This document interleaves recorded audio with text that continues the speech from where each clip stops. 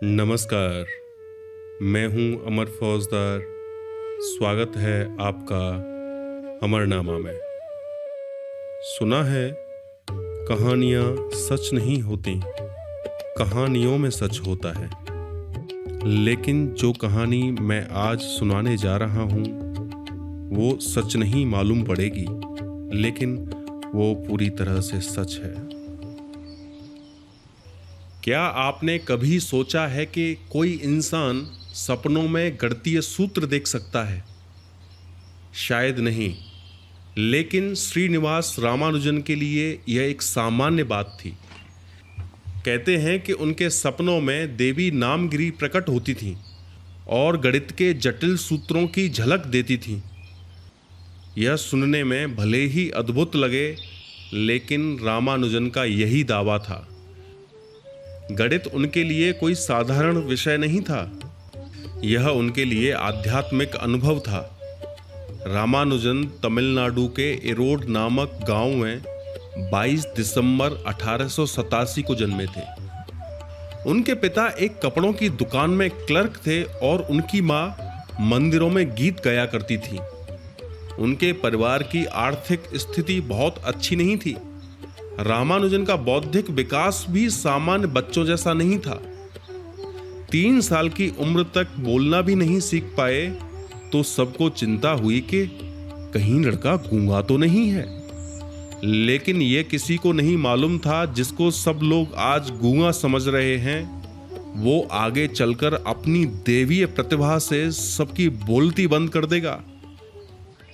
रामानुजन ने स्कूल के दौरान ही कॉलेज स्तर की गणित की पढ़ाई कर ली थी। एक बार तो उनके स्कूल के प्रधानाध्यापक ने कहा था कि रामानुजन पर परीक्षाओं के सामान्य मापदंड लागू नहीं होते, क्योंकि वह पहले से ही उस स्तर से ऊपर थे। हाई स्कूल की परीक्षा पास करने के बाद उन्हें गणित और अंग्रेजी में अच्छे अंकों की वजह से स्कॉलरशिप भी मिली। वह हिस्ट्री और जूलॉजी की क्लासेस में भी गणित के सवाल हल किया करते थे।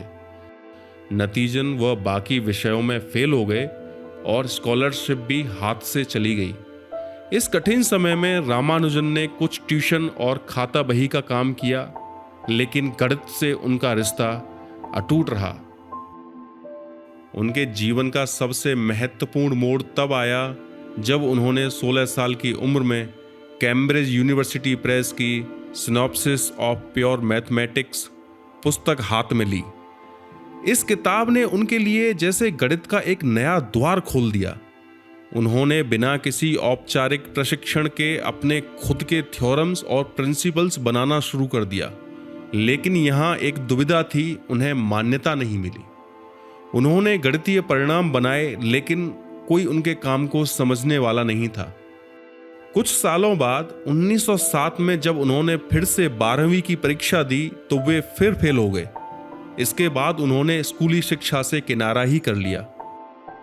अब उनके पास न कोई नौकरी थी, न ही किसी विश्वविद्यालय या प्रोफेसर का साथ, लेकिन उनका गणित के प्रति प्यार और देवी नामगिरी पर विश्वास उन्हें लगातार प्रेरित करता रहा।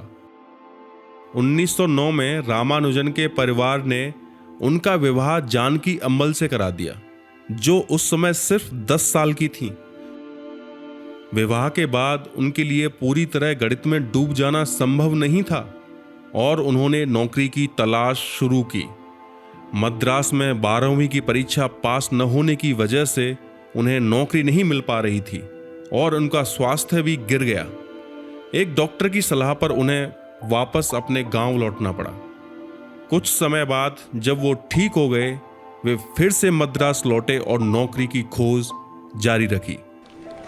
रामानुजन की किस्मत तब बदली जब वह deputy collector Shri V Ramaswamy Iyer से मिले, जो खुद गणित के बड़े विद्वान थे। अय्यर ने रामानुजन की प्रतिभा को पहचाना और उनके लिए 25 रुपये महीने की एक स्कॉलरशिप का प्रबंध कर दिया। इसी स्कॉलरशिप से रामानुजन ने मद्रास में रहते हुए अपना पहला शोध पत्र लिखा, जिसका विषय था बर्नौली संख्याओं के कुछ गुण। यह शोध journal of Indian mathematical society में प्रकाशित हुआ था। इसके बाद रामानुजन ने मद्रास पोर्ट ट्रस्ट में क्लर्क की नौकरी की। सौभाग्य से इस नौकरी में काम का बोझ ज़्यादा नहीं था, जिससे उन्हें गणित पर काम करने का भरपूर समय मिलता था। रात में वह स्लेट पर गणित के सूत्र लिखते और दिन में ऑफिस जाते। उनकी स्लेट और खड़िए की आवाज़ से परिवार वालों की नींद उड़ जाती, लेकिन उनके गणित के प्रति समर्पण को देखकर कोई कुछ नहीं कहता था। लेकिन रामानुजन की असली कहानी तब शुरू हुई जब उन्होंने 1913 में इंग्लैंड के गणितज्ञ G.H. हार्डी को पत्र लिखा। उस पत्र में उनके द्वारा दिए गए गणितीय निष्कर्ष इतने अनोखे थे कि पहले तो हार्डी को लगा कि यह किसी मजाक का हिस्सा है, लेकिन जब उन्होंने गहराई से देखा तो उन्हें रामानुजन की प्रतिभा का असल अंदाजा हुआ। उन्होंने तुरंत रामानुजन को कैम्ब्रिज आने का निमंत्रण दिया, लेकिन व्यक्तिगत कारणों और धन की कमी के चलते रामानुजन ने पहले इसे अस्वीकार कर दिया। बाद में लगातार पत्र व्यवहार और हार्डी के प्रयासों के बाद रामानुजन कैम्ब्रिज जाने के लिए राजी हो गए। अब सोचिए, एक भारतीय युवा जो कभी स्कूल की पढ़ाई भी ठीक से नहीं कर पाया, कैम्ब्रिज जैसी प्रतिष्ठित जगह पर जाने वाला था। हालांकि इंग्लैंड जाने से पहले रामानुजन ने करीब 3000 से अधिक नए गणितीय सूत्र अपनी नोटबुक में दर्ज किए थे। अंततः 1914 में वो इंग्लैंड गए और वहाँ रहकर हार्डी के साथ मिलकर काम करना शुरू किया। कैम्ब्रिज में रामानुजन ने लगभग 5 साल बिताए, जहाँ उन्होंने हार्डी और लिटिलवुड जैसे महान गणितज्ञों के साथ मिलकर गणित के कई जटिल सवालों को सुलझाया। उन्होंने partition theory, infinite series, mock theta functions जैसी गणनाओं में अद्भुत योगदान दिया। रामानुजन की गणितीय सोच इतनी उच्च स्तरीय थी कि कई गणितज्ञ भी उनके काम को समझने में असमर्थ थे। उनकी थ्योरम्स का इस्तेमाल आज भी मैथ्स, फिजिक्स, कंप्यूटर साइंस और क्रिप्टोग्राफी में हो रहा है। हालांकि हार्डी और रामानुजन की सोच और काम करने के तरीके बिल्कुल अलग थे।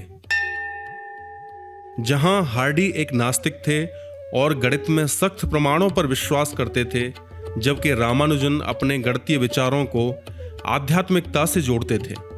रामानुजन का कहना था, मेरे लिए उस गणितीय सूत्र का कोई मतलब नहीं है जिससे मुझे आध्यात्मिक विचार न मिले। रामानुजन सख्त धार्मिक और सांस्कृतिक मान्यताओं वाले व्यक्ति थे। वो शुद्ध शाकाहारी थे और इंग्लैंड में उस समय युद्ध चल रहा था।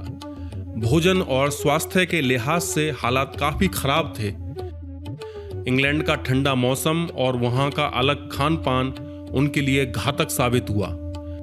उनकी हेल्थ धीरे धीरे खराब होती गई।